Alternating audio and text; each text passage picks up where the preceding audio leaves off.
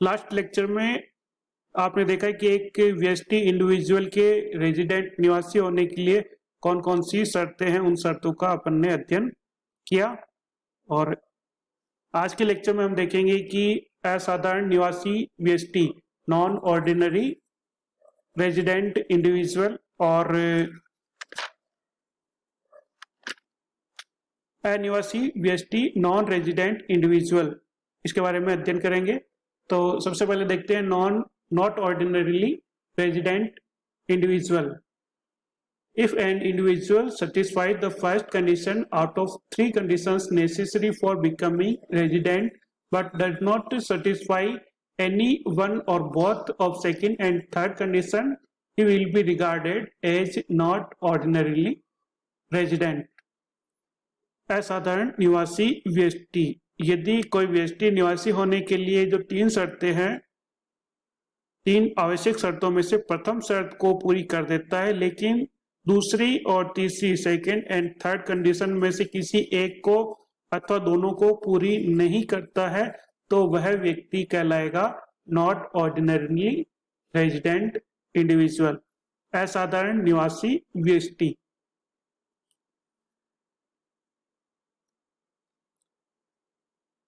अनिवासी व्यष्टि non resident individual. अनिवासी व्यक्ति if an individual does not satisfy the first condition out of the 3 conditions necessary for becoming resident, he will be called non-resident. We can say that even if an individual fulfills second and third conditions but does not satisfy any one of the 2 alternatives given in the first condition, he will be treated as non-resident. अनिवासी व्यष्टि वह व्यक्ति होता है जो निवासी होने के लिए आवश्यक 3 शर्तों में से प्रथम शर्त की पूर्ति नहीं करता है, या हम कह सकते हैं कि प्रथम शर्त में बताई गई 2 परिस्थितियों में से किसी भी एक की पूर्ति नहीं करता।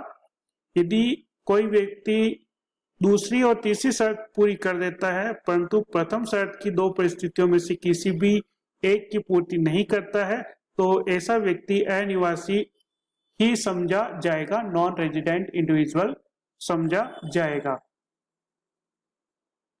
करदाता के भारत में आने का दिन और भारत से जाने के दिन को सम्मिलित किया जाए अथवा नहीं, इसके संबंध में अधिनियम में कोई व्यवस्था नहीं है। न्यायाधीशों के निर्णय के अनुसार ऐसे दिनों के घंटों की गणना की जाती है। यदि 24 आवर्स 24 घंटे का एक दिन मान लिया जाता है तो सेंस छोड़ दिया जाएगा।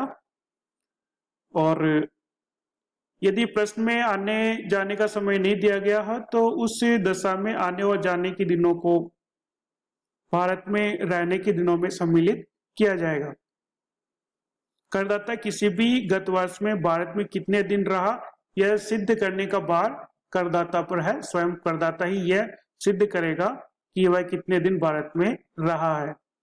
यदि करदाता अधिकारी करदाता के भारत में रहने के दिनों की संख्या को बढ़ाना चाहता है तो करदाता इसका विरोध करेगा, क्योंकि उसके दिनों को बढ़ा देने के कारण वह अनिवासी से निवासी बन सकता है।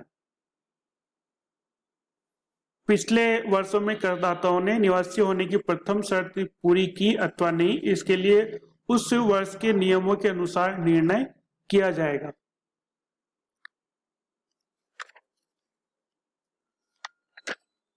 ओके,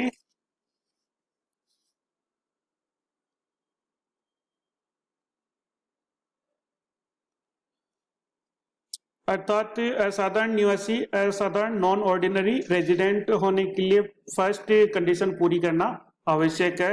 सेकंड और थर्ड कंडीशन यदि पूरी नहीं होती है तो भी वह असाधारण निवासी कहलाएगा। और यदि करदाता द्वारा या व्यक्ति द्वारा इंडिविजुअल द्वारा फर्स्ट कंडीशन ही फुलफिल नहीं की जाती है, चाहे उसने सेकेंड या थर्ड कंडीशन को पूरा कर लिया हो, तब भी वह अनिवासी नॉन रेजिडेंट इंडिविजुअल कहलाएगा।